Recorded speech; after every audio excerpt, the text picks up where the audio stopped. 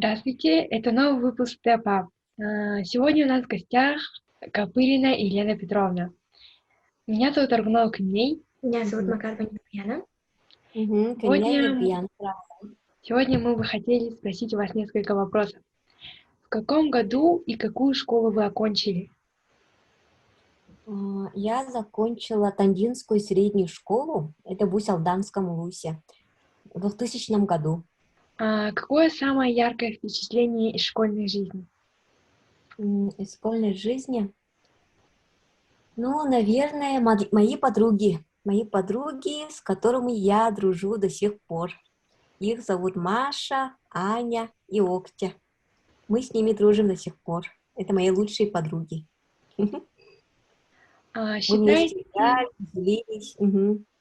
считаете ли вы, что наше поколение отличается от поколения вашего? Ага. У меня дети учатся в 5 и 4 классе. Мгм. И мне кажется, они совершенно разные, чем когда мы были детьми. Они очень умные, очень много знают. Например, они знают то, что я в свои 10-11 лет не знала, да, в моем детстве. Они очень много знают, очень много умеют. Не то, что мы тоже, да.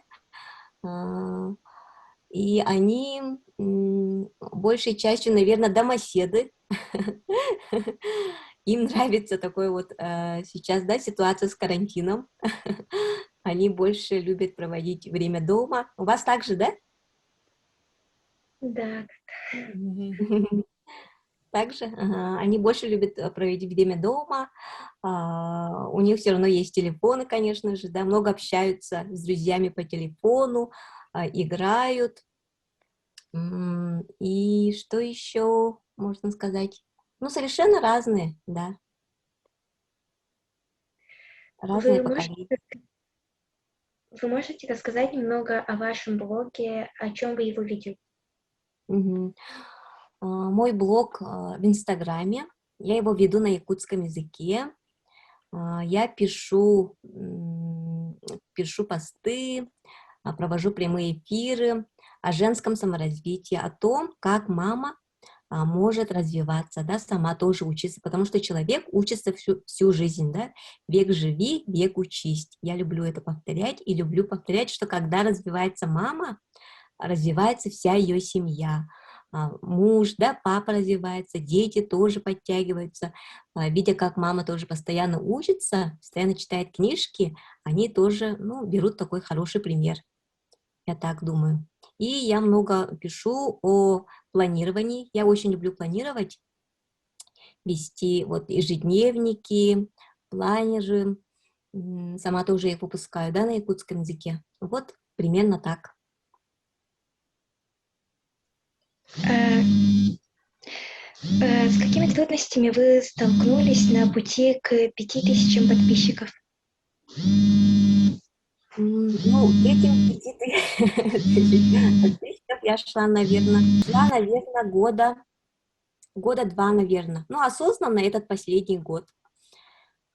Какие трудности? Может быть, сначала я тоже вела блог на русском языке.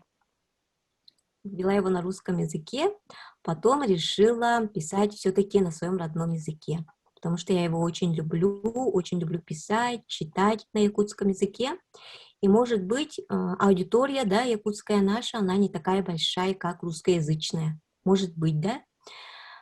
И еще у меня были, наверное, проблемы, не проблемы, а трудности, с определением, направленности, да, блога, о чем я хочу писать, что транслировать, на какие темы хочу писать, проводить эфиры. Вот с этим тоже сначала были трудности, потому что я писала сначала о многом, да, писала, такой узкой направленности о женском саморазвитии и о планировании для мам, как бы такого не было, да, это я позже определилась со своей узкой такой темой, своей любимой темой. Вот две такие, наверное, трудности. И все равно блог, Инстаграм — это постоянная работа, это постоянное развитие. Я так считаю. Мгм. Какие советы вы можете дать тем, кто только начинает вести свой блог? Не останавливаться, не сдаваться. Самое главное и самое первое. Если вам что-то нравится, если вы хотите приносить какую-то пользу людям, то надо продолжать этим заниматься. Много учиться, очень много читать, чтобы было чем делиться с людьми. Потому что мы делимся только тем, что у нас есть и чего у нас много. Поэтому знаний у человека, да, который делится с чем-то с другими людьми, должно быть много. А книги, обучение — это то, что нам дает постоянные такие знания. Как вы определились со своей будущей профессией? И всегда ли вы мечтали работать в своей сфере? Я закончила филологический факультет Якутского государственного университета. То есть я учитель, да, по профессии, по специальности я учитель.